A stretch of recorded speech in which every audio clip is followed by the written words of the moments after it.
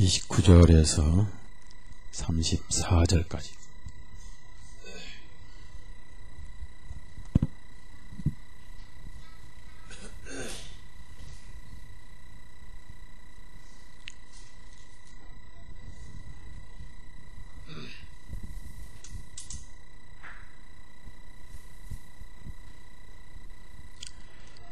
요한복음 1장 29절에서 34절까지 같이 읽습니다.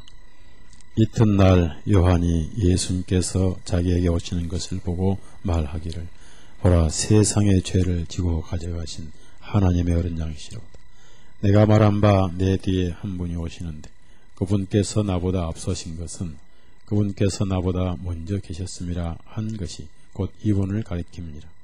내가 그분을 알지 못하였으나 내가 와서 물로 침례를 베풀고 있는 것은 그분을 이스라엘에게 밝히 드러내려 함이라 하고, 요한이 또 증언하여 말하기를, 나는 성령님께서 하늘로부터 비둘기같이 내려와 그분 위에 머무르심을 보았노라. 내가 그분을 알지 못하였으나 물로 침례를 베풀라고 나를 보내신 주님께서 내게 말씀하시기를, 성령님이 누구 위에 내려와 그 위에 머무는 것을 보거든 그분이 바로 성령님으로 침례를 베푸시는 분이라 하시기에 내가 보았고 이분께서 하나님의 아들이심을 증언하노라 하니라.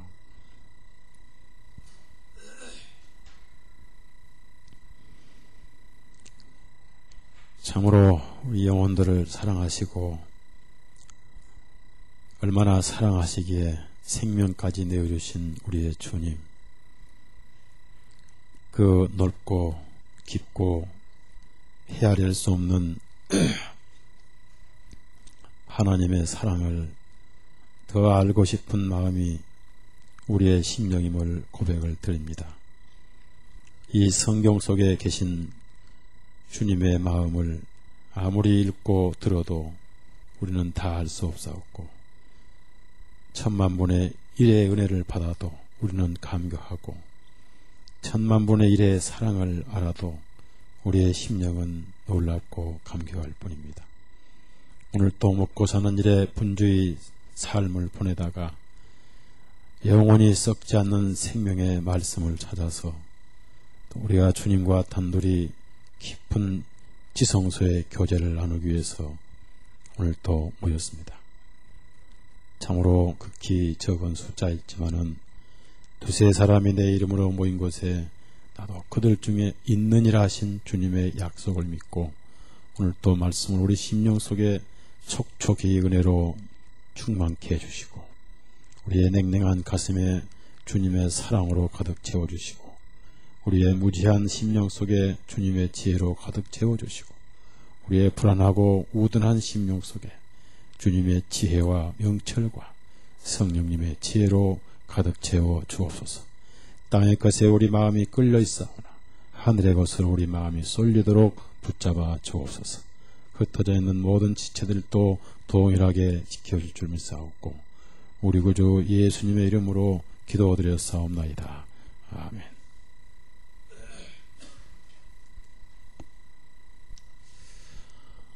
전도집회 때 29절은 필수적으로 밝히고 알리는 말씀입니다. 그래서 이 단순한 말씀 속에 복음이 확정되어 있습니다. 이튿날이란 것은 뭐냐면은 이미 예수님께 침례 요한이 침례를 베푼 다음 날입니다. 그래서 이튿날. 그런데 마태복음에는 예수님이 침례를 받으신 기록이 나오지만은 이 요한복음에는 예수님 침례를 받으신 기록은 생략되어 있습니다. 그래서 침례를 베풀고 다음 날 침례 요한이 예수님이 하나님의 아들이시다 하는 것을 증언하고 있는 겁니다. 그래서 증언을 하는 내용을 기록을 하면서 침례를 예수님께 침례를 베푸는 다음 날, 이튿날은 다음 날입니다. 마침 그 예수님께서 요한에게 오시는 것을 보고, 그러면서 당시에는 예수님 제자들보다는 요한의 제자들이 많았습니다. 그래서 behold라는 그 단어, 보라라는 말씀은 굉장히 성경에 많이 등장한 단어입니다. 이 보라는 것은 지시 명사죠. 그래서 지시, 그러니까 완전히 유일한 그쪽만 마음을 모아서 보라, 그런 뜻입니다. 굉장히 어떤 포커스를 한 군데에 맞추는, 그래서 다른 거 보지 말고 이분만 보라, 여기만 보라는 그런 강한 어조가 들어있는 겁니다. 그래서 항상 중요한 내용은 보라라고 앞에 예수님께서 말씀을 하시고 보라 했는데, 보라는 것은 깨달아라, 알라 또는 이해하라는 모든 내용이 다 거기에 들어있는데요. 무엇을 봐야 되고 무엇을 알아야 되고 무엇을 깨달아야 되느냐 하면은 세상의 죄를 지고 그렇습니다. 세상의 죄를. 여기 보면은 sin of the world라고 그럽니다. 세상의 죄. 그래서 이 중요한 단어는 죄가 하나입니다. 죄는 하나입니다. 거슬러 올라가도 하나고 세상도 하나죠. 그래서 하나의 세상이기 때문에 죄도 하나로 이렇게 묶었습니다. 결국 우리는 하나의 죄가 평생 동안 밖으로 입증되는 것을 범죄라고 합니다. 결국 죄는 하나입니다. 하나인데 아담이 한 사람이고요. 아담 안에서 오늘 인류가 죄인 되었고, 그래서 하나의 세상은 죄도 하나다. 그래서 세상의 죄를 take away, 그래서 뭐냐면은 집어갔다, 가져갔다. 그러니까 이것을 이제 가져가시는, 또 지고 가시는, 이렇게도 할 수 있지만은 과거형으로 지고 가신이라고 과거형으로 이렇게 번역을 한 이유는 이미 침례 받은 다음 날이니까. 침례가 죄를 넘긴 의식입니다. 죄값을 넘긴 의식이기 때문에 다음 날이기 때문에 과거사로 가져가신. 왜 하나님의 어린 양이냐 하면은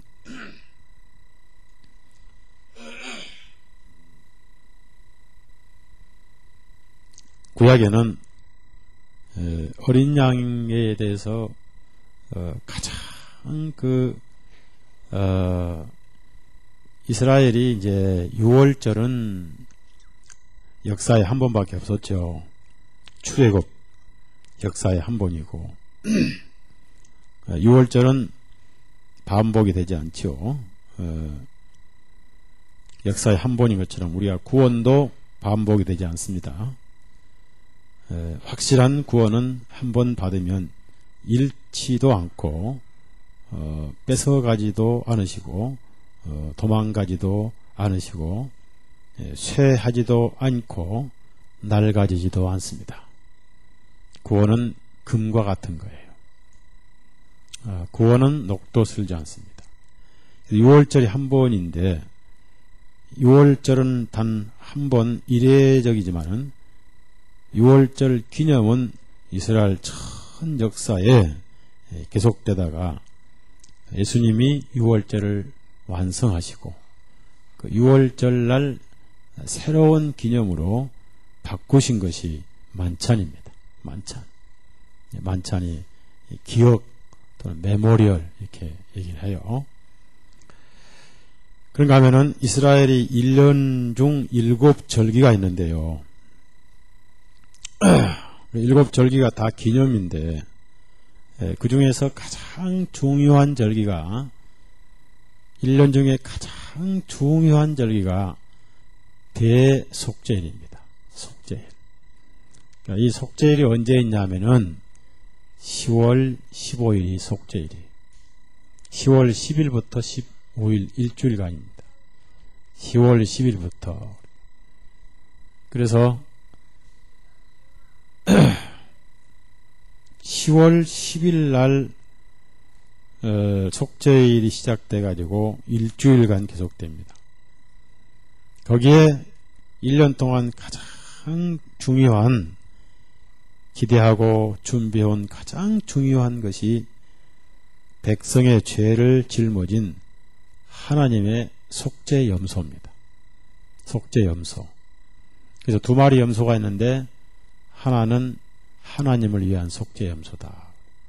또 하나는 백성을 위한 것이다. 근데 둘 다 백성을 위한, 하나님을 위한 해당되지만은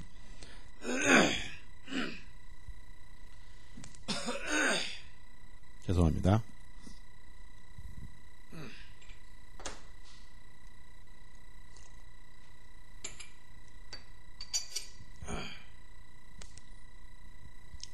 하나님을 위한 염소가 먼저입니다. 염소. 그 다음에 하나님을 위한 염소는 피를 흘려서 죄의 값이 지불되고 진노가 풀어져요. 그 다음에 또 하나의 염소는 더 이상 하나님 눈에 죄가 안 보인다 하는 의미로 히브리 말로 아사셀이라고 아사셀. 죄를 넘겨서 광야로 염소를 보내버려요. 염소가 사라져버려요. 죽일 수는 없어요. 이미 죽었으니까 이중 죽음은 없어요. 여러분이 항상 우리가 생각으로 사는 게 아니라 믿음으로 살아야 돼요. 합시다. 믿음으로. 생각에 앞서지 말고 말씀을 믿으면서 믿음의 바탕으로 생각을 해야 돼요. 우리는 너무나 많은 생각이 외부에서 들어와서 여기다 저장을 해놨어요. 생각의 금고예요.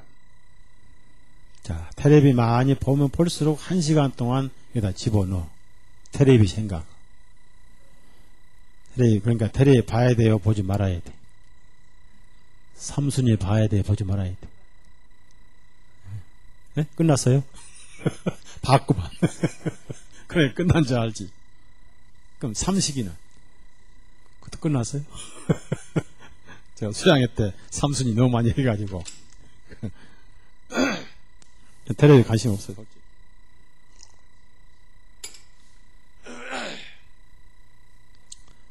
우리의 영을 평안하게 하고 영을 즐겁게 하는 것 외에는 관심이 없어야 돼요. 멀어져야 돼요. 왜 이러지?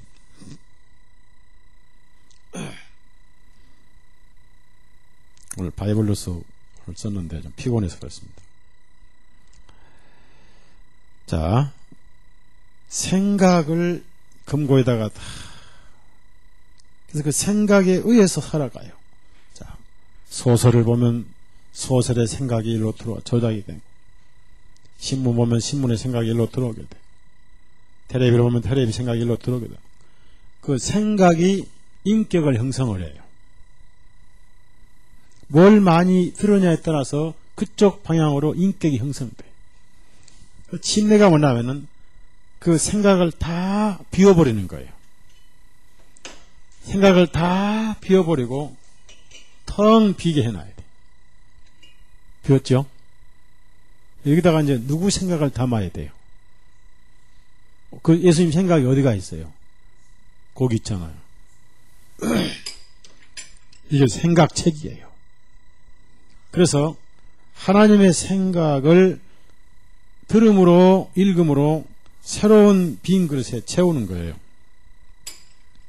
하나님의 생각으로 채워지면 하나님의 인격으로 삶이 바꿔지는 게 새로운 피조물이 되는 겁니다. 속 사람이.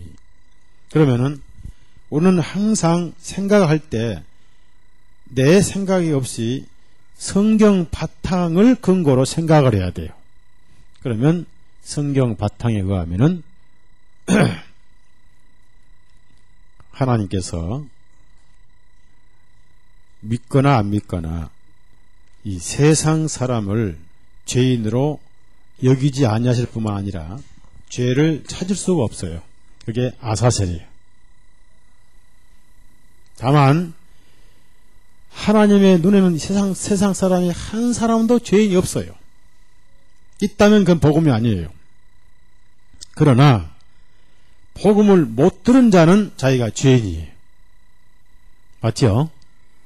여러분은 죄인이 아니에요. 하나님 앞에 내가 죄인이라고 하는 것은 성경을 안 믿는 겁니다. 그래서 우리는 항상 믿음으로 살아야지 내 생각으로 살면 안 된다 그 말입니다. 자, 로마서. 그래서 오늘 로마서 3장을 먼저 봅시다. 로마서 3장. 그래서 성경을 믿는 것이 신앙이다. 로마서 3장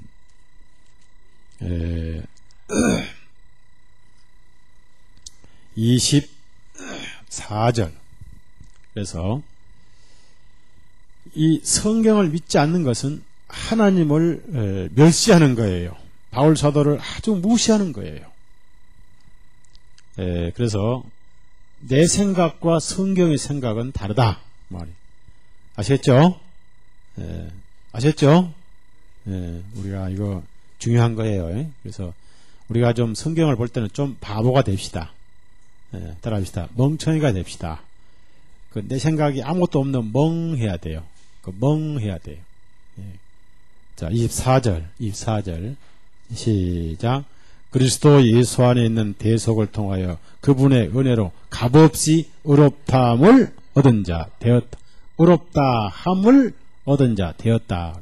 적어도 여러분 하나님 앞에는 허물이 없이 완전한 그리스도인이요 거룩한 하나님의 아들들입니다. 그래서 이 믿음 하나 가지고 천국에 입장하는 거예요. 아셨죠?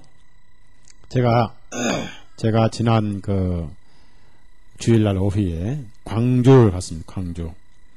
그래서 택시를 타고 공항 가서 비행기표 사가지고 이제 보딩 패스 하기 직전에 잠깐 한 5분 시간이 나서 햄버거를 하나 사서 먹고 비행기 타고 가서 광주 공항에 내려서 그 형제님 차를 와서 타고 또 곧바로 교회 가가지고 물 한 컵도 못 마시고 곧바로 말씀을 전한 다음에 6시까지 상담을 하고 교제하고 이렇게 해서 문제를 풀고 그러고 이제 기운이 쫙 빠지더라고요. 완전히 기운이 빠졌는데 그 형제 자매님 헤매다가 장어집을 가서 머뭇거리는데 목사님이 혈압이 높아서 장어 안 잡수 있죠. 그래서 무슨 소리? 장어는 곧 죽어도 먹어야지. 그러고 가가지고 아마 엄청나게 많이 먹었어요.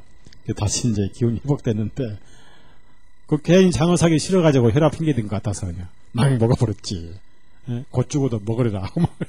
오랜만에 장어구이 먹으니까 그렇게 맛있더라고요. 잘 먹었고 이제 끝나고 밤에 이 목사님 차를 타고 전주까지 와가지고 숙소 하나 얻어서 셋이 이제 밤새 교제를 한 거예요. 광주 목사님은 그냥 가셔버렸고 우리는 이제 밤새 이런 얘기 저런 얘기 목회 얘기 전도 얘기를 교제하다가 한 새벽 3시에 잠을 잤습니다. 그리고 아침에 이제 식사를 하고 익산까지 와가지고 내 평생의 소원이었던 아니지요 뭐 평생이 아니라 2년 소원이었던 KTX를 탔어요. KTX 아세요? 제가 그동안 탄 거는 사고 날 줄 모르니까 미리 누가 사고 나는가 안 나는가 보고 이제 탄 거예요. 한 2년 동안 입증이 됐잖아요. 사고 안 나는 걸로 탔는데 타보니까 의자가 반은 뒤쪽으로 돼 있고 반은 앞으로 돼 있더라고요. 이제 대전에 그 목사님하고 이제 이 목사님 표를 사주셔서 탔는데 그거 없으면 못 가요. 왜냐 전자표니까. 옛날에는 표를 가지고 들어가면 나중에 이제 뭘 찍잖아. 이게 호집기서 뭐 찍잖아. 근데 지금은 들어갈 때 저 지하철하고 똑같아요. 표를 넣어야만이 통과가 되고 없으면 못 들어가요. 나올 때도 마찬가지예요. 우리의 표는 이 말씀입니다. 24절 한번 더 읽어요. 말씀이에요. 그러니까 다른 거 다 한 30년 신앙생활에서도 머리가 다 이제 침에 후보대가 다 잊어먹어도 요거 하나만 기억하면 돼. 자, 24절 시작. 그리스도 예수 안에 있는 대속을 통하여 그분의 은혜로 값없이 의롭다함을 얻은 자 되었느냐. 9절이 굉장히 중요한 말씀이잖아요. 이 속에 복음이 다 들어있고 신구약이 다 들어있고 뭐 다 들어있어. 이 한 구절 속에. 자, 그 다음에 잘 보세요. 그러면은 제가 오늘 뭐 다른 벌써 15분 돼버렸는데 이 아사셀이라는 것은 뭐냐면은 죄를 지고 광야로 사라져 버렸어요. 안 보여. 그 염소가 안 보인 건 죄가 안 보인다 그 말이에요. 하나님은 안 보인다. 예수님은 피 흘리실 때는 하나님을 위한 속죄 염소가 됐고 부활하심을 통해서 아사셀이 되신 거예요. 침례를 받으시고 나오실 때는 전혀 죄가 없기 때문에 성령님이 임하시고 비둘기처럼 임하시고 하나님께서 내 기뻐하는 자다. 전혀 죄가 없는 분이기 때문에. 그럼 내 기뻐하는 자다 선언하실 때 그 안에서 여러분도 하나님 마음에서는 기뻐하는 자가 되신 거예요. 아셨죠? 마음에서. 자, 그래서 그때가 가장 중요한 날이 속죄일이니까 그날만 1년에 한 번 대제사장이 지성소에 들어간다기 때문에 어느 절기보다 가장 중요한 절기가 10월 속죄일입니다. 이걸 여러분이 아셔야 돼요. 자, 히브리서 19장, 히브리서 9장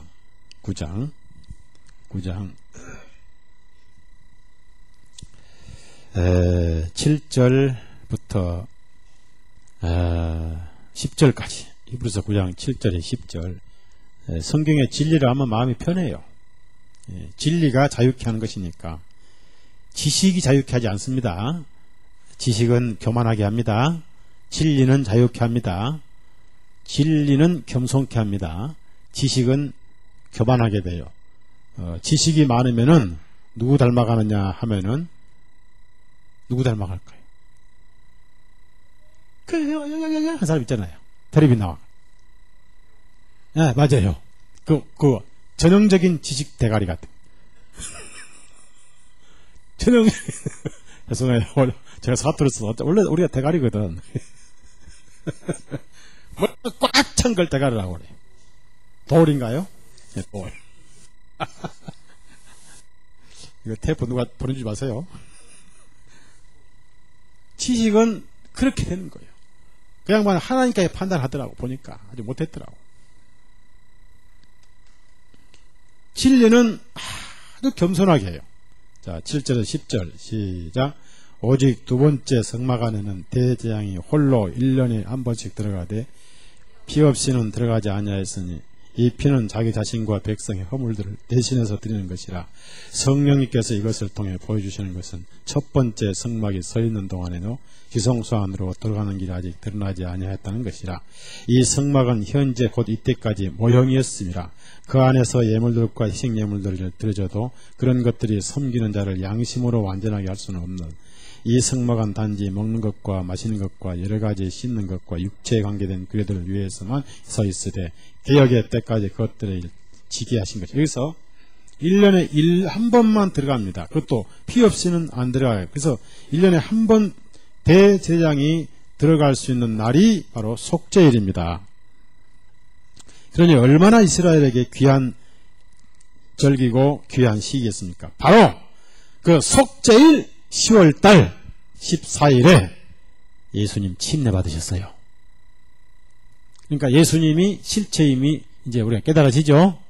그렇죠? 다시 묻습니다.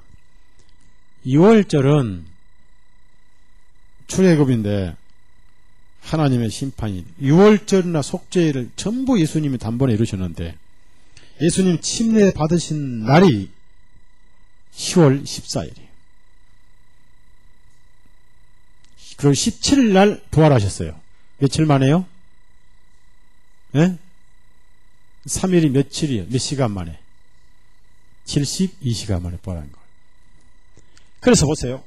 그래서 세상 죄를 지고 가져가신 하나님 어린이, 이것은 하나님의 속죄 염소 역할을 하시고 정확하게 3일 후에 부활하신 것은 아사셀 역할을 하신 거예요. 아사셀.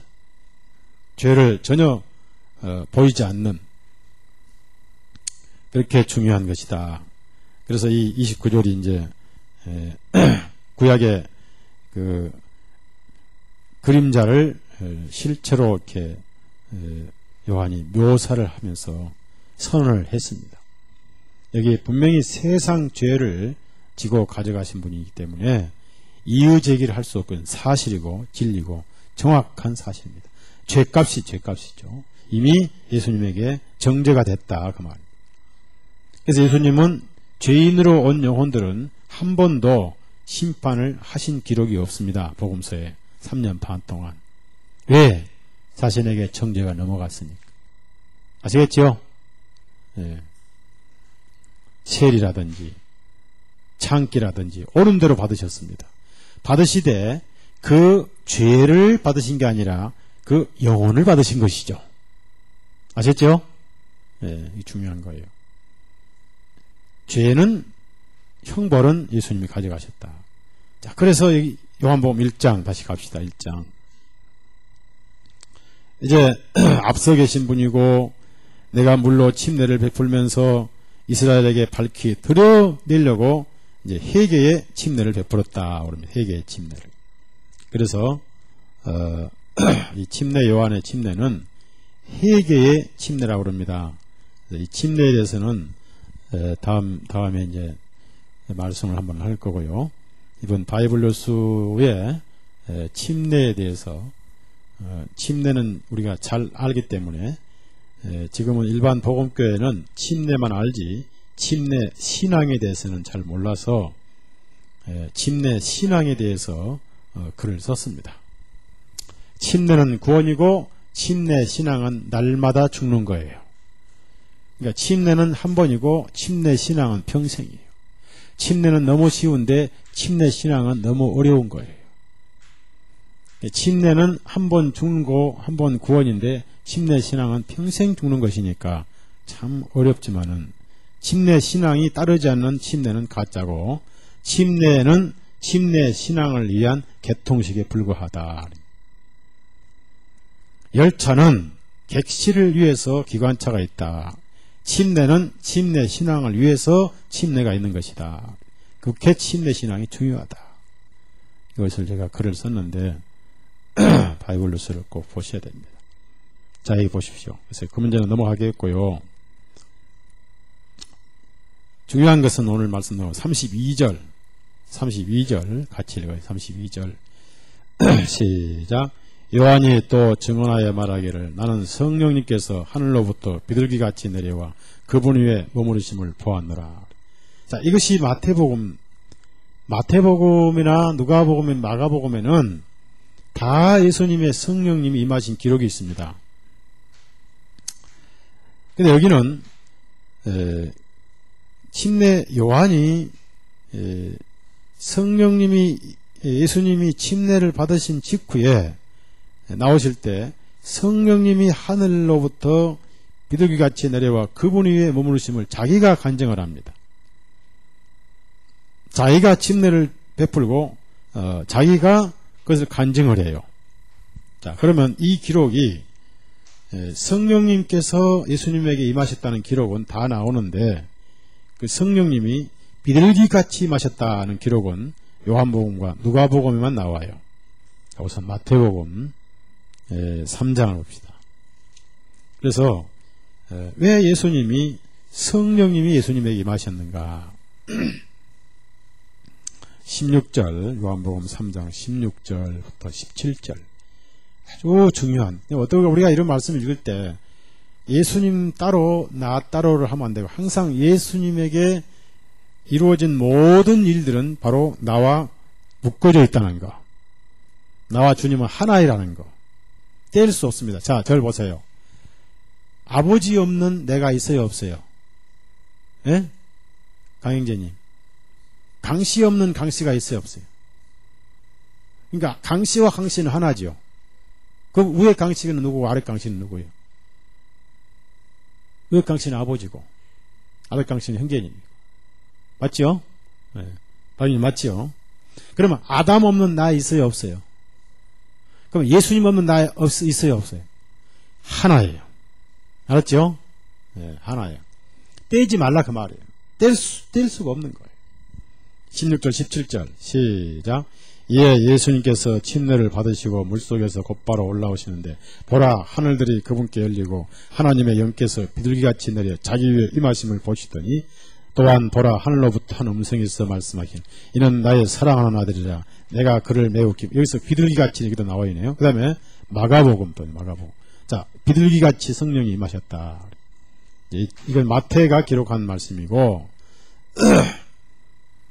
다 비둘기처럼 나오죠. 마가복음 1장 9절 10절 8절부터 10절까지 이제 예수님은 성령님으로 침례를 베푸실 것이다. 물로 침례를 베풀었다는 거하고 성령님으로 침례를 베풀었다는 의미하고 똑같은 건데요. 8절 9절 10절 시작. 참으로 나는 너에게 물로 침례를 베풀거니와 그분께서는 너에게 성령님으로 침례를 베푸시려 하니라. 그 날들에 일어난 것은 예수님께서 갈릴리의 나사렛으로부터 오셔서 요르단강에서 요한에게 침례를 받으시고 물속에서 올라오시매 하늘들이 열리고 성령님께서 비둘기같이 자기 위에 내려오신 것이자 요한에게 침례를 받으시고 물속에서 올라오시매 여기서 분명히 물속에서 올라오셨다. up out of the water니까 올라오셨다. 그래서 올라오심에 자, 하늘들이 열리고 성령님께서 비둘기같이 자기를 항상 비둘기같이 그 다음에 누가복음 그러니까 사복음서가 전부 비둘기처럼 임하셨다. 그렇게 나옵니다. 자, 22절 그때가 10월 14일 30세 된 때입니다. 예수님은 10월 달에 출생하셨어요.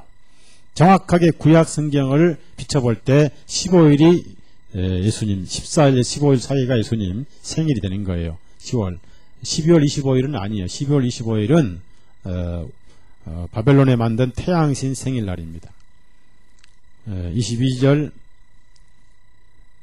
누가복음 3장 얘기 안 했던가요? 3장 22절 22절 시작. 성령님께서 비둘기 같은 몸의 형체로 내려오시고 하늘로부터는 음성에서 말씀하기를 너는 나의 사랑하는 아들이요 내가 너를 매우 기뻐하노라 하시니라. 자, 예수님은 성령님으로 오신 분이고 하나님의 아들이시기 때문에 따로 성령님을 받으실 필요가 없지만은 공생에 하나님의 지정하신 어린 양으로 공생에 있어서 성령님으로 공개적인 인침을 하신 거예요. 공개적인 인침. 그것이 성령님의 인침인 것입니다. 하나님의 아들이시고 성령으로 잉태하셨기 때문에 따로 성령님을 받으실 필요가 없지만은 이건 공적 생애의 공개적인 인침이다. 그래서 눈으로 볼 수 있도록 성령이 임하신 거예요. 볼 수 있도록. 즉 공개적으로 오픈 공개적으로. 그런데 그 성령님이 그 많은 묘사 중에 왜 사도행전은 불같인데 여기는 비둘기 같은가? 비둘기 같은가? 자, 그럼 물어봅시다. 이때 예수님이 받으신 그 성령님과 오순절에 오신 성령님은 다른 영인가요? 같은 하나님의 영인가요? 예? 같은 하나님의 영입니다. 예? 성령, 홀리 스피리트입니다. 헬라어로 퓨누마라고 그래요. 숨 쉰다 또는 바람 분다 뭐. 그런 뜻으로 생명의 활동을 말합니다. 근데 유일하게 이 성령님은 자, 절 보세요. 성령님은 중성명사예요. 첫 에클레시아 교회는 여성명사예요. 성령님은 남자 여자 명사, 하나님은 남성명사.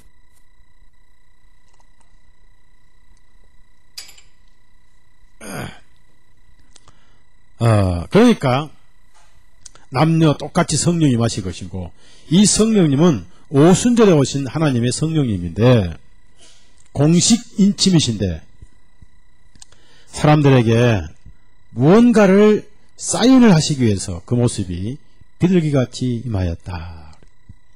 비둘기는 새 중에요. 하나님 만드실 때 가장 정결한 새입니다. 유일하게 모든 생명체 가운데 비둘기만 쓸개 없는 새입니다. 왜 쓸개가 없느냐 하면 쓸개가 필요 없는 것만 먹으니까. 자, 우리가 보통 생각이 좀 잘못되거나 뭐가 좀 이상한 사람은 뭐 빠진 놈 그러가요? 예? 근데 비둘기는 쓸개가 없어요. 왜냐하면 아예 썩은 것을 먹을 필요가 없어요. 불순물을 필요 없어요. 불순물이 몸에 남지 않습니다. 우리가 쓸개가 왜 필요하냐면요. 쓸개가 뭐냐면 쓰레기통이에요. 쓰레기통.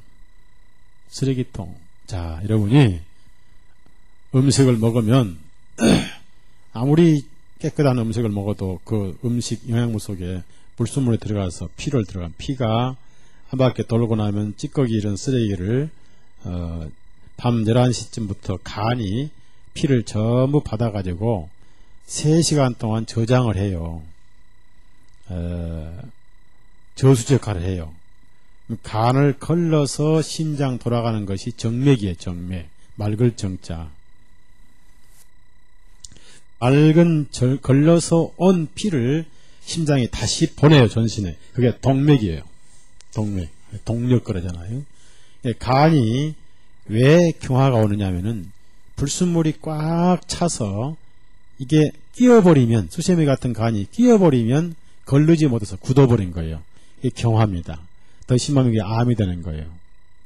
그래서 이제 양약 같은 거, 이런 거, 뭐 소주, 담배 이런 거 악한 걸 먹으면은 그게 빨리 온다 그 말이죠. 그런데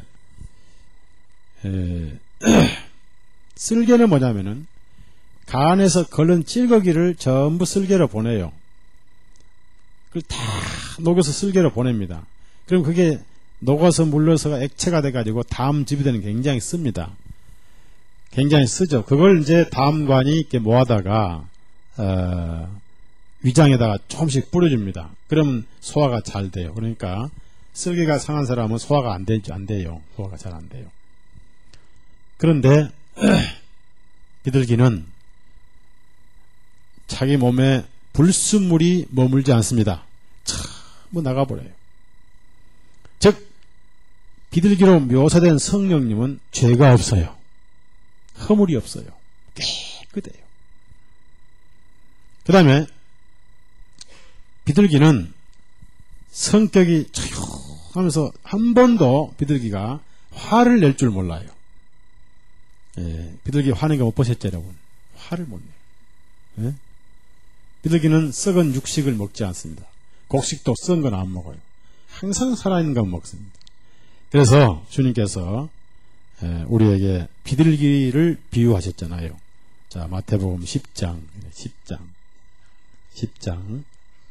그래서 주님께서 우리에게 뭐처럼 뭐하라.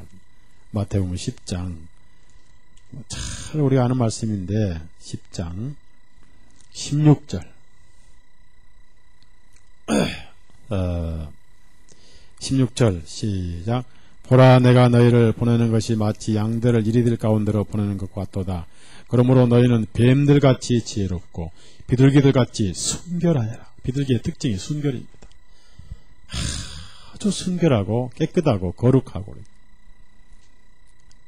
비둘기는 아주 순결해요. 더러움이랑은 찾을 수 없는 게 비둘기입니다. 그래서 비둘기를 순결의 상징으로 했기 때문에 성령님이 비둘기같이 그랬습니다.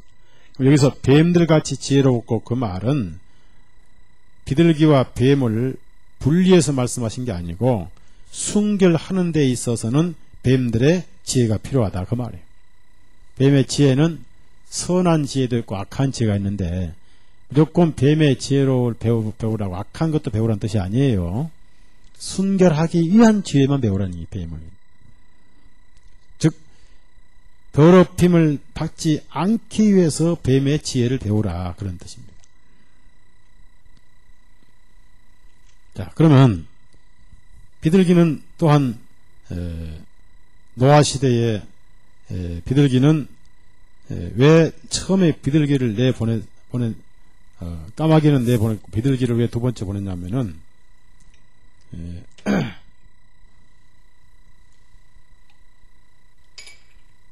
노아가 물이 가라앉는지 안 가라앉는지를 이제 실험을 하는데요.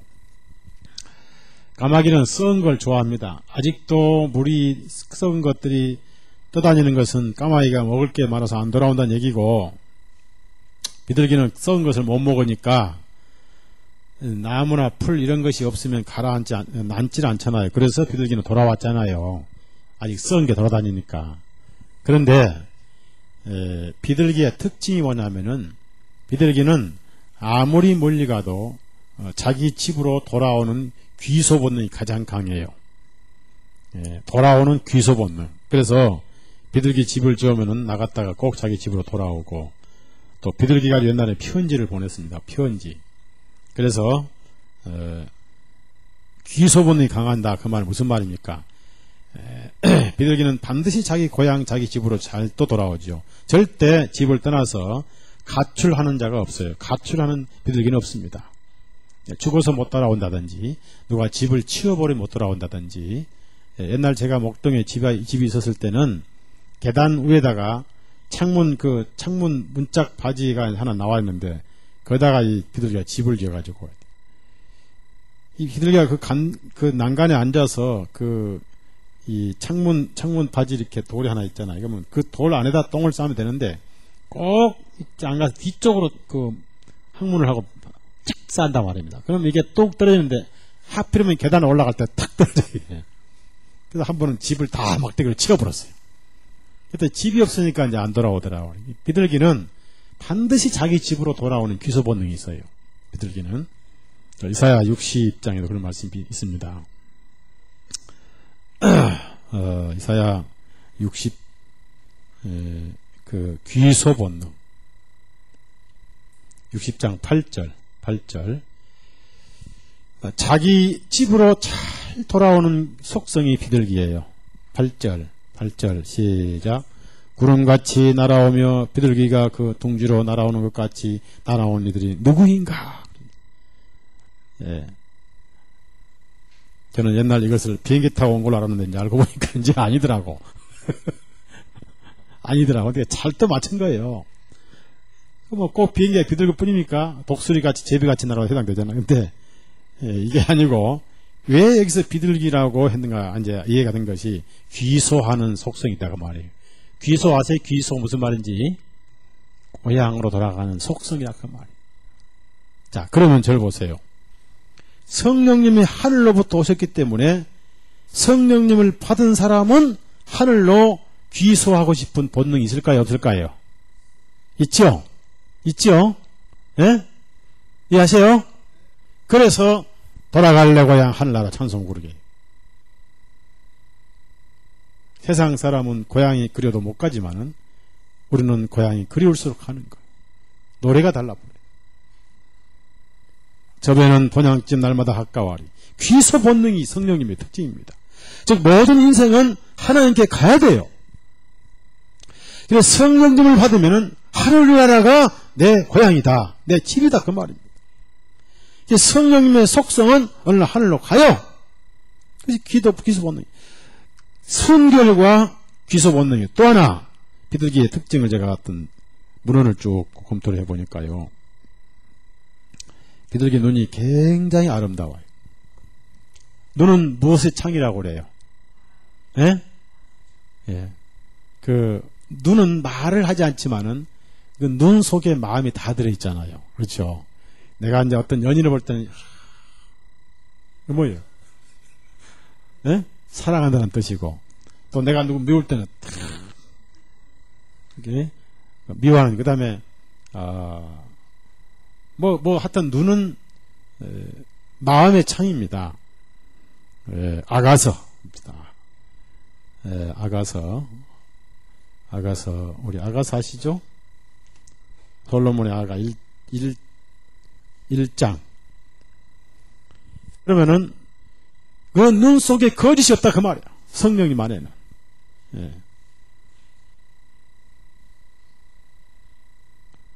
1장 아가서, 솔로몬의 아가서 937페이지 1장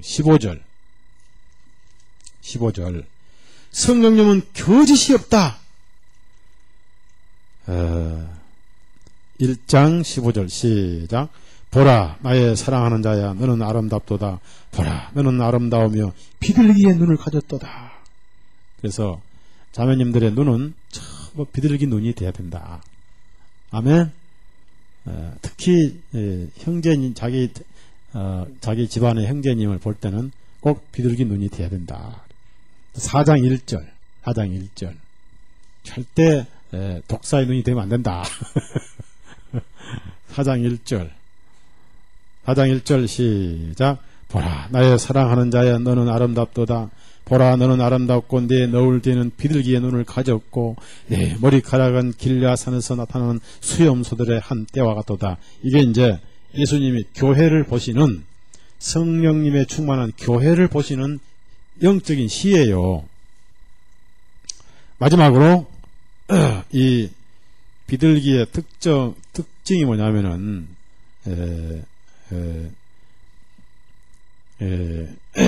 무슨 뜻이냐면은 하나 더 이제 시편 68편 13절 한번 읽어보세요. 13절. 비둘기를 황금색으로 입혔다는 그런 게 나와요. 이게 이제 교회가 이렇게 황금처럼 귀하고 아름답다는 표현입니다. 성령님은 비둘기니까 우리가 성령을 받았기 때문에 비둘기의 속성을 가지고 있다. 첫째는 순결하고, 둘째는 귀소 본능이 있고, 셋째는 마음이 깨끗해야 되고, 넷째는 귀하고 황금처럼 깨끗하고, 마지막에 중요한 게 또 하나 있는데 13절 68편 13절 시작. 비록 너희가 돌들 사이에 누웠을지라도 양 날개를 은으로 그리고 그 깃털들을 황금으로 입힌 비둘기같이 되리라. 그런 말씀입니다. 자, 그러면은 비둘기의 또 하나의 특징이 뭐냐면요, 절 보세요. 새는 새끼를 먹일 때 잠자리라든지 벌레라든지 어미가 잡아가지고 자기가 입에서 물고 새끼들이 입을 열고 달라고 할 때, 그리고 비둘기는 절대 알을 많이 안 낳아요. 하나밖에 낳지 않습니다. 즉 흔하게 낳지 않는다 그 말이에요. 꼭 2개 내지 하나밖에 안 낳아요, 비둘기는. 굉장히 귀하죠, 비둘기가. 그 비둘기는 어미가 새끼를 먹일 때 바로 잡아다가 참새 새끼 마냥 짝짝짝 입을 벌리고 있는 새끼들에게 바로 주둥이로 밀어 넣어주는 법이 절대 없어요. 비둘기는 어떻게 하느냐, 자기가 먼저 먹어서 소화를 시켜가지고 속에 소 밥통 마냥 자그마한 밥통이 하나 있어요. 그쪽으로 보내요. 자기가 먹어서 소화해가지고 먼저 소화해서 그걸 삼키지 않고 조그만 통으로 보내가지고 거기서 다 소화해가지고 젖처럼 만들어서 그걸 다시 입으로 내서 먹여줘요. 특이한 비둘기예요. 특이하죠. 자, 그래서 성령님은 우리에게 자신의 속성과 생명을 그대로 우리에게 주셔요. 자신의 생명을 그대로 가지고 우리에게 오신 거예요. 이분이 성령님이에요. 그래서 예수님에게 성령이 임하실 때 하나님께서는 온 인류에게 성령이 임하실 것을 미리 보이신 겁니다. 그래서 오순절날 성령님이 오신 거예요. 자, 성령님이 오셨다, 그 말은 무슨 말입니까? 성령님이 오실 정도로 죄가 없다, 그 말입니다. 그래서 성령님은 피 없는 곳에는 오시지 않고 피 있는 곳에 죄 없어지고 죄 없는 곳에 오셨어요. 자, 6월절이 먼저요, 오순절이 먼저예요? 예? 6월절이 뭐가 지나간 절기예요? 피를 보시고 심판이 지나갔다. 죄가 없어졌다. 죄가 없어져서 오순절에 성령이 임하셨다. 옆구리를 창으로 찌르니까 여기서 무엇이 쏟아졌지요? 피가 먼저요, 물이 먼저요? 피는 죄가 인관되어 있고 물은 은혜다, 성령입니다. 죄가 없어졌다. 유월절날 죄가 없어졌기 때문에 오순절날 성령이 마신 거예요. 그래서 성령님은 죄가 없어졌기 때문에 선물로 주신 거예요. 선물로. 자, 사도행전 2장. 그러니까 성령님은 구원도 안 받은 사람이 성령님을 달라고 하나님 앞에 땡깡을 놓으면 주세요, 안 주세요? 예? 그 다음에 한 50일 금식 기도하면 50일 금식 기도한 후에 어떤 결과가 나올까요? 정신상만 하면 죽어버리지. 근데 무슨 터널을 막은 무슨 여자 스님은 100 몇십일 동안 기도했다. 야, 나는 그런 거짓말쟁이는 생전 처음 봤거든. 여러분, 우리가 한 일주일은 물 안 먹고 살아봐야 돼. 그냥 말라 죽어버리지. 100 몇십일을 금식했다니. 그거 자기야. 석가모니가 거짓말쟁이니까. 말할 것도 없지. 100 몇십일 금식하고 살아요. 그래? 공갈을 쳐도 어제가 공갈을 친 거예요. 예, 참 제가 쫓아가서 한마디 하려다가 속이 상했지만은 괜히 또 목타 들고 쫓아 못하게 싶어서 네, 귀한 머리 목타게 맞으면 안 되잖아요. 사도행전 2장. 성령님은 선물이에요. 선물. 달라고 주시는 게 아니에요. 그냥 주시는 거예요. 죄가 없으니까. 그래서 우리가 선물로 받은 거예요. 죄가 없으니까 주신 거예요. 사도행전 2장 38절. 그럼 이것은 과도기는 그렇고 우리는 동시에 받은 거예요. 동시에. 순간적으로 거듭날 때 받은 거예요. 38절 시작. 베드로가 그들에게 대답하기를 회개하라. 그리하여 죄들의 사면을 인하여 너희 각자가 예수 그리스도의 이름으로 침례를 받으라. 그리하면 너희가 성령님을 선물로 받으리라. 선물로. 선물입니다. 자, 10장 사도행전 10장. 선물은 주고 싶은 사람이 줍니다. 그냥 주는 거예요. 그냥 좋아주는 거예요. 이뻐서 주는 거예요. 그냥. 예. 달라고 해서 주는 선물은 그 선물이 아니죠. 그건 강탈이죠. 너 이번에 추석 때 너 선물 안 가지면 가만 안 둬. 그건 선물 아니고 그건 강탈이에요. 강탈. 그렇죠? 예. 그렇죠? 그렇죠? 예. 그럼 강자매님, 며느님한테 너 이번에 선물 안 주면 머리끄댕 끄져버린다 하실래요? 아니잖아요. 그건 강탈이지. 선물은 받을 자격이 없는 사람이 받는 게 선물이에요. 놀랍잖아요. 근데 우리가 자격이 없는데 이제는 자격이 된 거예요. 그리스도 안에서. 그게 선물이에요. 자, 사도행전 10장 맨 마지막에 47절. 예, 거기 이제 47절 시작.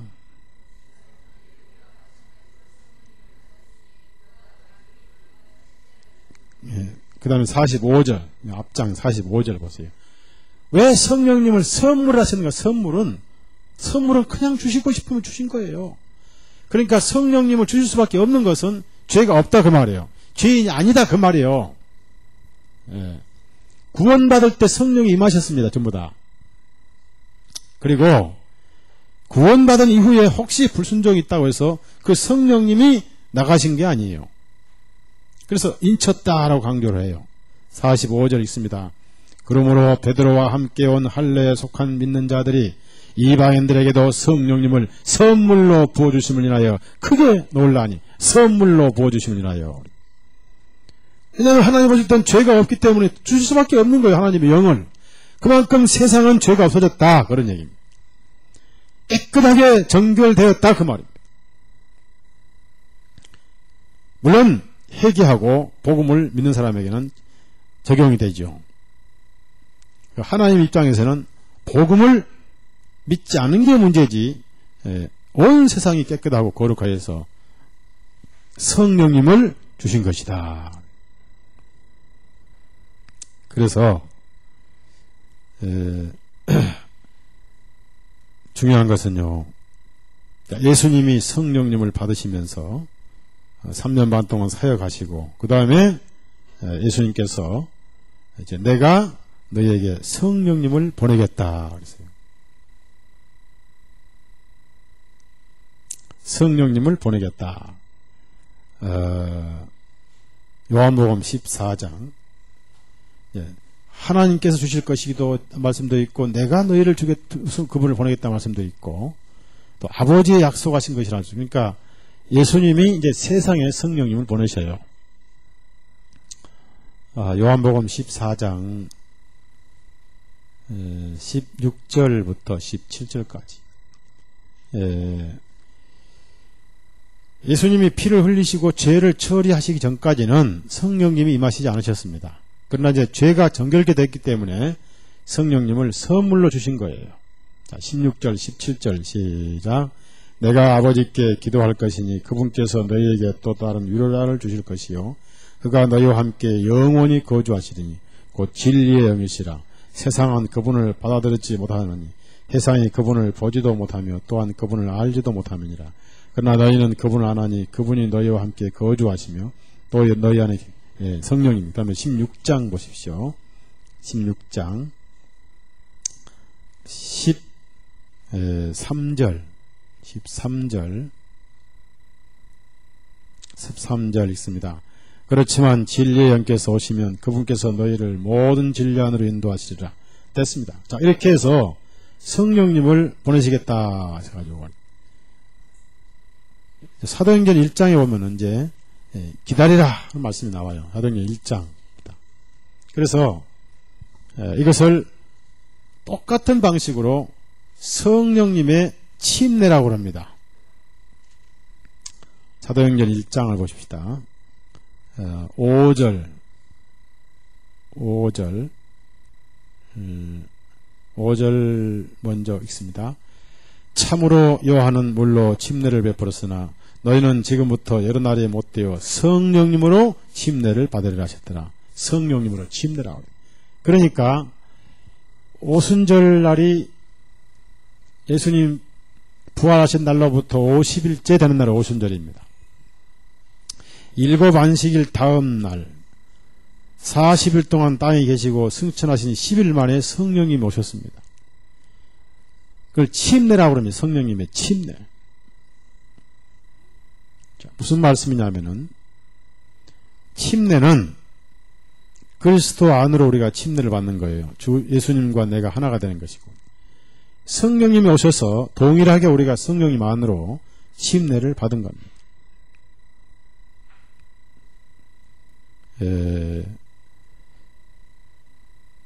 다시 요한복음 1장 봅시다. 그래서 우리가 거듭날 때 성령으로 침례를 받았어요. 그래서 예수님이 내가 믿어진 것이 성령님으로 침례받은 증거입니다. 저를 보세요. 성령님이 오신 목적이 뭘까요? 네? 병 고치러 왔죠. 그러면 알랄랄 하러 왔죠. 뭐하러 오셨어요?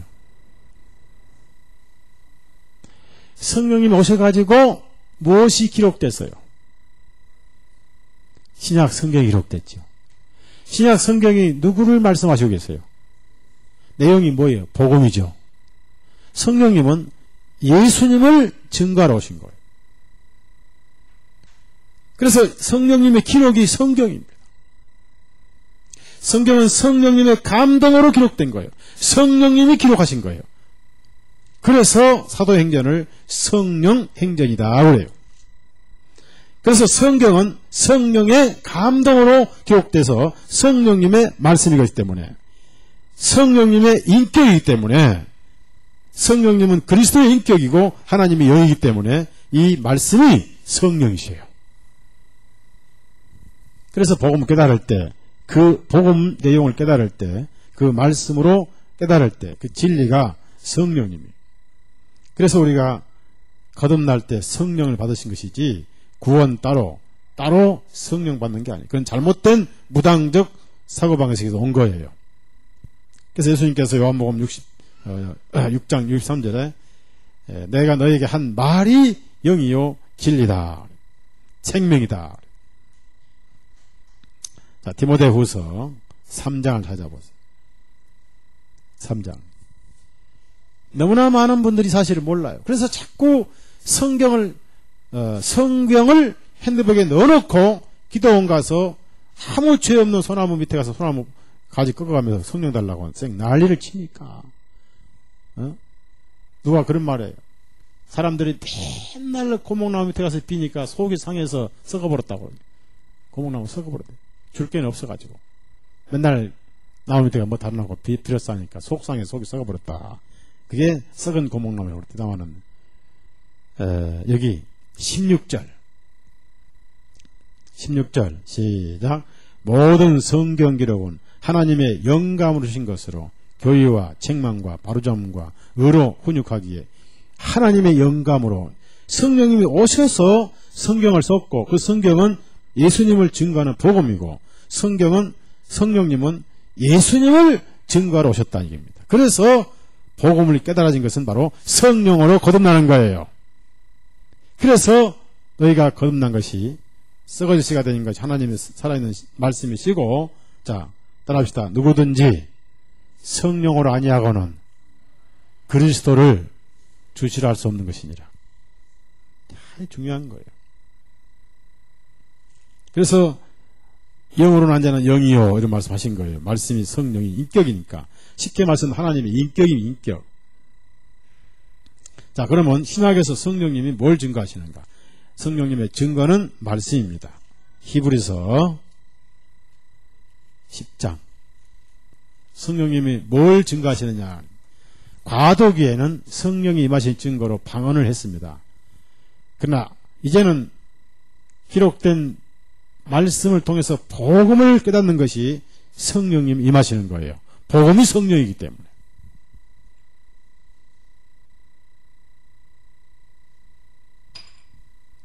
이번에 10장 자 봅시다. 10장 14절 15절 성령이 뭘 증거하세요? 복음을 증거하세요. 자 15절 시작. 이에 대하여는 성령님께서도 우리에게 증언하시나니 이는 그것 후에 그분께서 미리 말씀하시자 성령님께서도 우리에게 증언하시는데 뭘 증언하시느냐? 17절 18절이 증언입니다. 17절 18절 읽습니다. 시작. 또 내가 그들의 죄들과 불법들을 더 이상 기억하지 아니하리라 하셨습니다. 이제는 이들에 대하여 사면하셨은즉 거기에 더 이상 죄를 위한 예물을 드릴 필요가 없느니라. 이게 성령님의 증거라 그 말이에요. 성령님은 복음을 증거하러 오셨는데 정신을 혼란케 해서 헛소리 나오게 하시는 분은 아니라 그 말이에요. 자, 우리가 보통 어떤 일을 할 때 정신을 바짝 차려야 돼요? 흐리멍텅해야 돼요? 그래서 군대 가서 제일 많이 쓰는 말이 정신 차려! 그렇잖아요. 그럼 우리가 인격이 정신을 차려야 하나님 은혜를 받을 것인데 정신이 몽롱해 헛소리 나오면 이거 은혜 받았습니까? 귀신의 장난입니다. 한국의 현재 방언은 분명히 귀신의 마귀의 장난인 거예요. 그건 아니에요. 쏘가도 보통 쏘는 게 아니에요. 그런 것 때문에 제가 얼마나 박해를 많이 받았는지. 한국의 기독교는 완전히 기도원 기독교예요. 기도원 기독교. 기도원 하나 차려놓고요. 간판 걸고 십자가만 크게 붙여놓으면 돈 벌어요. 강단에다가 제일 잘 보내다가 헌금통 놔두면 매일 쌓여요. 매일 쌓여요. 돈벌이 할만해요. 가만히 할 만해요. 자, 요한복음 1장 올라갑시다. 시간도 그렇고 혼자 흥분해봐야 누가 알아주지도 않고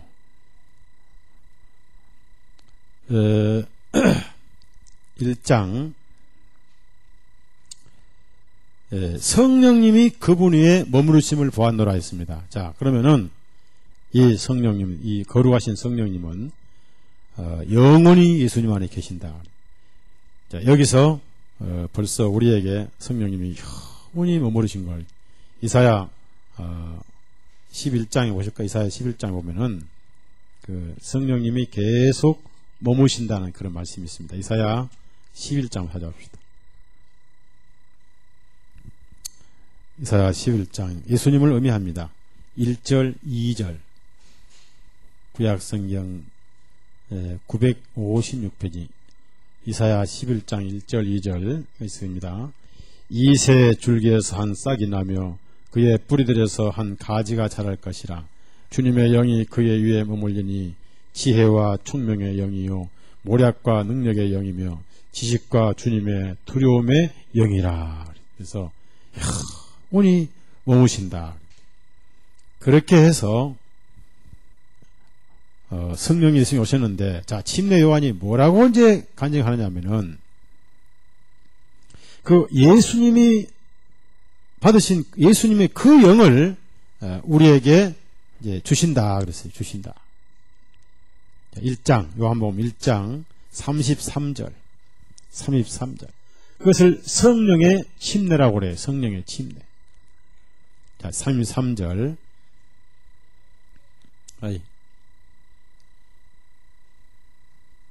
33절 시작. 내가 그분을 알지 못하였으나 물로 침례를 베풀라고 나를 보내신 주님께서 내게 말씀하시기를 성령님이 누구 위에 내려와 그 위에 머무는 것을 보거든 그분이 바로 성령님으로 침례를 베푸시는 분이라 하시기에 그렇습니다. 예수님은 우리에게 성령님으로 침례를 베푸신 분이다. 무엇을 의미하냐? 복음을 깨달을 때 깨달아지는 그 역사가 성령님의 역사입니다. 그래서 절대로 인간의 지식과 인간의 의지로 구원받는 게 아니에요. 말씀의 역사입니다. 우리가 할 것은 마음을 비우고 듣기만 하면 돼요. 그러면 그 말씀이 깨닫게 하시고 믿어지게 하셔요. 말씀은 신기한 능력이 있어요.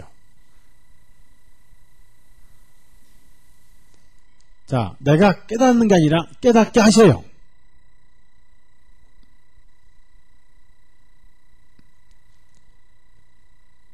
사도행전 10장 한번 봅니다. 언제 성령이 임하셨는가? 죄가 용서되었다라고 깨닫게 하심과 동시에 성령이 임하시는 거예요. 여러분이 이 복음이 믿어지고 이 말씀이 깨달아지는 것은 성령님이 계신 증거입니다. 인간의 지식과 인간의 모든 이성은 성경을 정반대로 이해를 해요. 43절 사도행전 10장 43절 같이 있습니다. 시작. 그분에 대하여 모든 선지자들도 증언하기를 누구든지 그분을 믿는 자는 그분의 이름으로 말미암아 죄들의 사면을 받으니라 하였느니라 하니라. 자, 44절 제가 읽습니다. 베드로가 아직 이 말을 하고 있을 때 잡으십시오. 쭉 얘기를 해 나가다가 예수님의 이름으로 죄가 사해졌다라고 말을 하고 있을 때 그 죄 사함을 깨달을 때 성령님께서 그 말씀을 듣는 모든 사람에게 임하시니라 그랬어요. 얼마나 모였는지 모르지만은 예 없이 성령이 임하셨어요. 이날 교회 처음 나온 사람도 성령을 받았어요. 전부 이방인들입니다. 여기 모인 사람들 전부 다 고넬료의 가족들 이방인들이에요. 성경 성자도 모르는 사람들인데 쭉 설교를 듣다가 죄사함의 얘기 듣고 거듭 그 복음을 들을 때 성령님 임하셨다. 그래서 성령님이 계신데도 불구하고 무슨 성령님 달라고 기도를 하면 안 돼요. 또 성령님이 우리 마음을 쇄신해야지 우리가 성령을 쇄신하면 안 돼요. 아셨죠? 너무나 오늘날 책들이 문제가 많아요. 성령님을 완전히 가지고 노는 세상이에요. 고린도전서 2장을 보십시다. 한번. 그러면 이제 대충 고린도전서 2장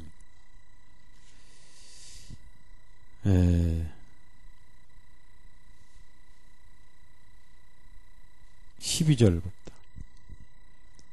16절까지 그 성령님이 오신 것은 하나님의 은혜를 깨닫기 위한 것이다.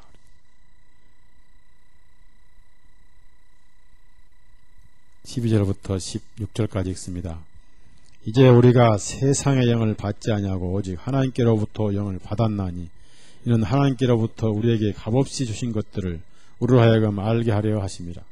또한 우리가 이것들을 말하되 사람의 지혜가 가르치는 말로 아니하고 성령님께서 가르치시는 말로 하나니 영적인 것들은 영적인 것들로 비교하느니라. 그러나 자연인은 하나님의 영의 것들을 받지 아니하나니 그것들이 그에게는 어리석인 것이요 또 알 수도 없나니 이러한 것들은 영적으로만 분별되기 때문이니. 그러나 영적인 사람은 모든 것을 판단하나 그 자신은 아무에게도 판단을 받지 아니하느니라. 누가 주님 마음을 알아서 그분을 가르치겠느냐. 그러나 우리가 그리스도의 마음을 가졌느니 이 마음을 성령님이라고 그래요.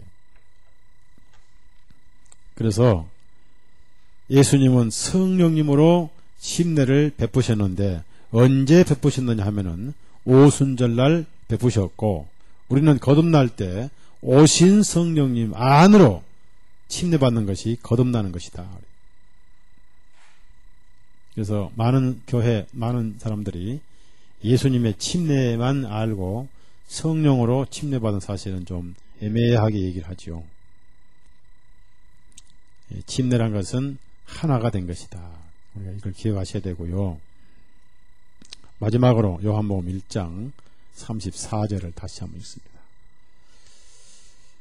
요한복음 1장 34절 읽습니다. 내가 보았고 이분께서 하나님의 아들이심을 증언하노라 하니라. 하나님의 아들이심을 증언하노라. 하나님의 아들이라는 것을 강조한 이유를 한번 생각해 봅시다. 하나님의 아들. 베드로가 하나님의 아들이다 그랬어요. 자, 마태복음 16장 잘 알죠? 찾지 않겠습니다. 그 다음에 하나님의 아들이라는 것을 강조한 여러 구절이 있지만은 제 아들이 또 그런 강조를 했습니다. 마태복음 14장 33절 하나님의 아들이십니다 라고 강조를 했어요. 하나님의 아들임을 강조했어요. 아들. 33절 읽습니다. 마태복음 14장 33절 읽습니다. 이에 그 배 안에 있던 제 아들이 와서 주님께 경배드리며 말하기를 진실로 주님은 하나님의 아들이시니다. 침례 요한이 하나님의 아들이라는 걸 강조하고요. 백부장이 하나님의 아들임을 강조했습니다. 마태복음 27장 봅시다.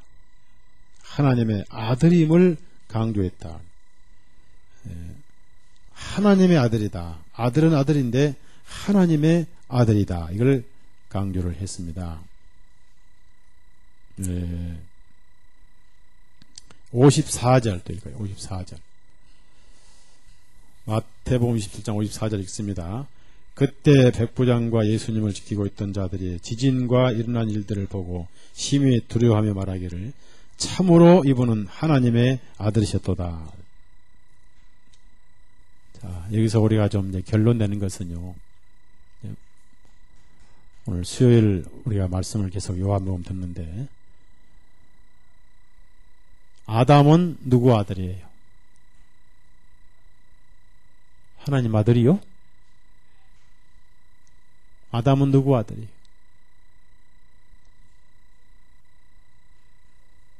누구 아들이? 흙의 아들이지. 흙의 아버지지. 아담은 하나님이 낳은 아들이에요? 아니에요? 아니에요. 아담은 생명이 있어요? 없어요? 아들이라는 것은 여러 가지 의미가 있습니다. 딸을 낳으면 딸이 자손을 번식시켜요? 못 시켜요? 예? 그러니까 우리나라 딸 낳으면 좋아요? 안 좋아요? 아들은 자손을 번식한, 아들은 뭐냐면은, 아들은 생명을 상징해요.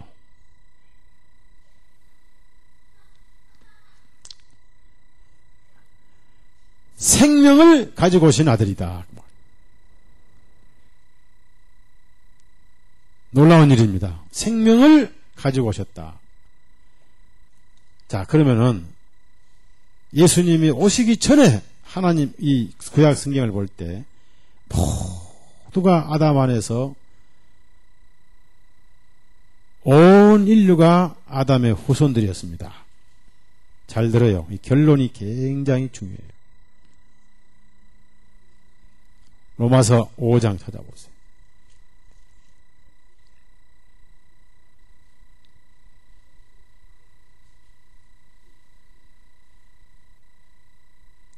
로마서 5장 5장 12절. 자, 예수님 오시기 전까지는 전부 아담에게 속한 상태였어요. 자, 12절 시작.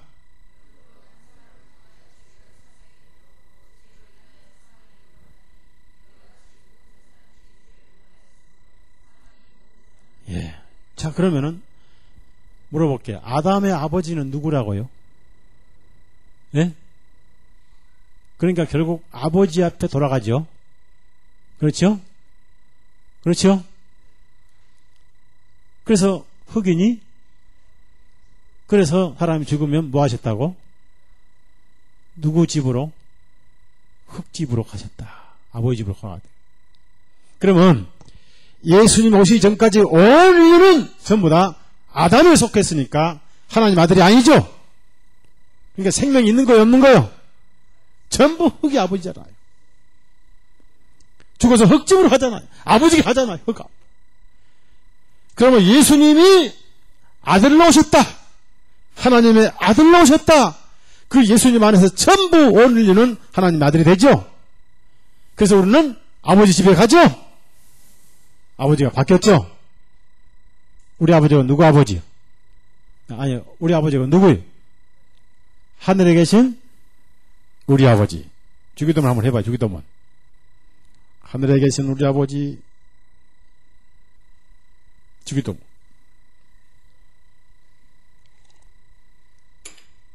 아들은 생명이 있다는 거예요. 생명.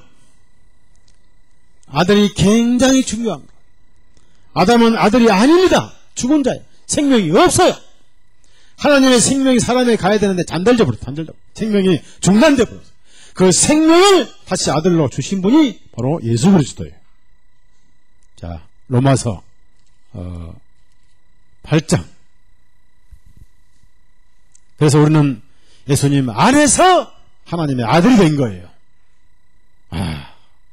그래서 여러분은 당당하게 하나님을 아버지라고 부를 권리가 있고 자격이 있는 거예요. 그리고 제일 무섭고 두려운 분이 시아버지인데, 따라합시다. 하나님은 시아버지가 아니고, 따라하세요. 친정 아버님이다. 아세요? 친정 아버님? 친정 아버님보다 더 친정 아버님이, 그래서 아바 아버지인 거예요. 참 놀랐죠? 네. 자, 로마서 8장 29절부터 30절까지. 그래서 아들은 중요한 거예요. 생명을 가져오셨다. 우리가 아담에 속해 있었지만 이제 예수님 안에 속해 있는 거예요. 29절 시작. 이는 하나님께서 미리 아신 자들을 자기 아들의 형상과 같은 모습이 되게 예정하셨으니 이는 그분으로 하여금 많은 형제들 중에 처음 나신 분이 되게 하심이라. 그래서 우리는 생명을 상속받은 하나님의 자녀들입니다. 히브리서 2장 또 봅시다. 이것이 하나님의 아들이라는 걸 강조한, 아들이라는 의미 굉장히 중요해요.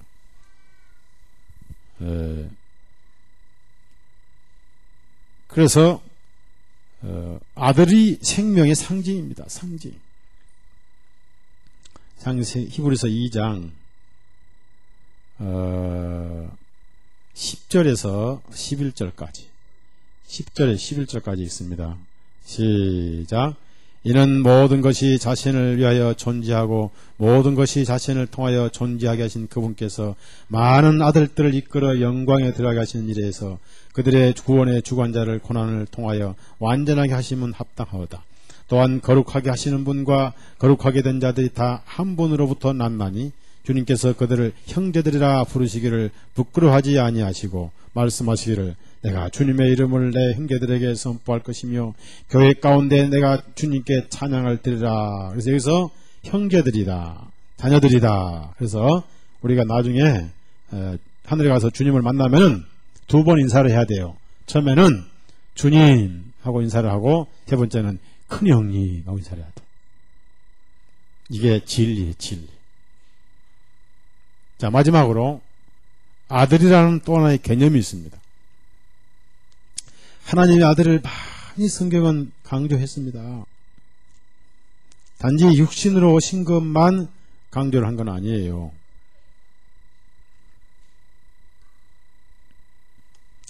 아들은 또 하나의 특징이 뭡니까?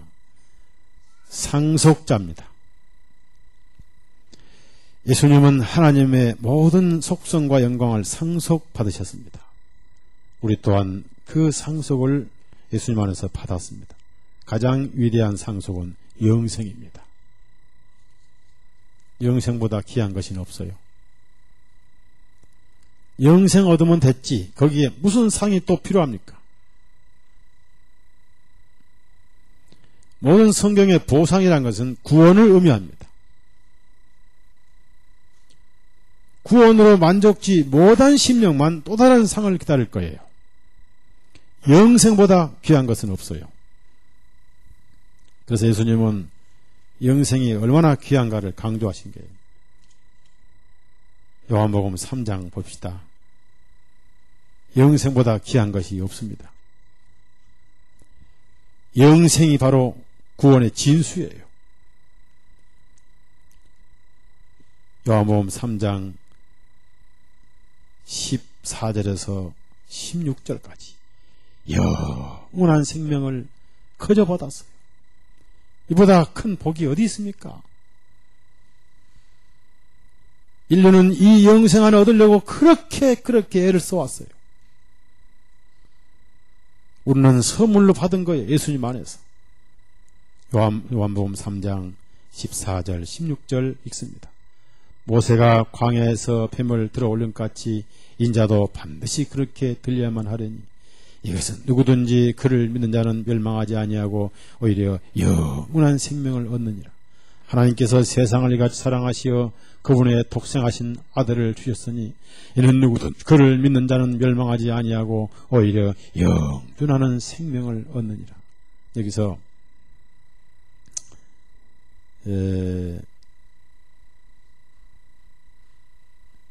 영원한 생명이 있고 영존하는 생명이 같은 얘기입니다. 그래서 생명은 생명인데 영원한 생명이 바로 구원이에요. 이보다 큰 상은 없고 이보다 큰 상속은 없습니다. 모두가 다 영생을 찾아서 인간이 6천년 동안 인류가 그 길을 찾아왔습니다. 그래서 육신은 짧지만은 영원한 생명을 우리가 선물로 상속받았다. 이것이 은혜입니다. 은혜. 그래서 이 성경을 보면은 인간은 근본적으로 어떻게 하면 영원한 생명을 얻을 것인가가 인간의 숙제입니다. 누가복음 10장 25절 이걸 거저 받았어요. 우리가 영원한 생명을 받았으니까 지치지 않고 지루하지 않습니다. 삶이 절대로 지루하지 않아요. 이 영생을 소유하면 바쁘고 분주하고 하늘에 가버리면 다른 일을 하겠죠.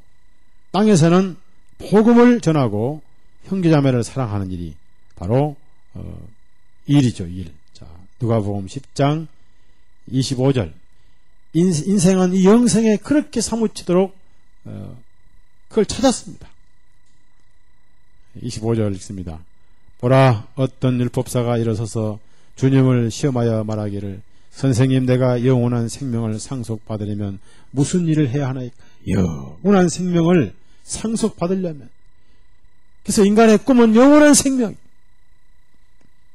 이 영원한 생명을 우리가 오늘 선물로 받은 거예요. 그래서 이건 미래가 아니라 실제 우리 눈으로 보았고 주목하였고 만졌다. 지금 여러분 마음속에 확신을 찬 이 생명이 영생이에요. 잘 보세요. 죽을 때 영생을 받아요? 지금 가지고 있어요? 죽을 때는 영생을 누르는 거죠. 지금 가지고 있는 거예요. 예. 너에게 영생이 있다고 그랬어요. 요한일서 5장에. 잘 모르니까 있다고 그런 거예요. 가지고 있는 거예요. 그래서 영생의 특징은 삶이 지루하지 않아요. 어때요? 여러분 지루하지 않습니까? 혹시 지겹습니까? 확신을 차고 활기차야 되고 굉장히 활동적이고 부유하고 삶이 긍정적이고 그것이 영생. 요한일서 1장 2절 1장 1절 2절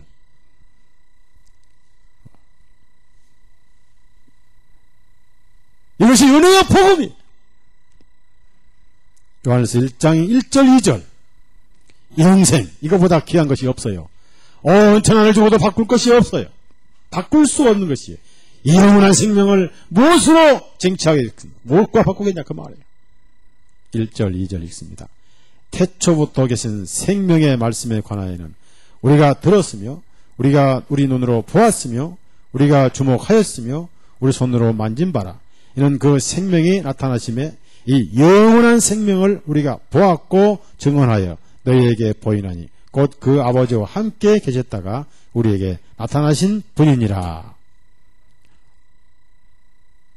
이것이 아들이 받은 상속입니다. 기도합시다.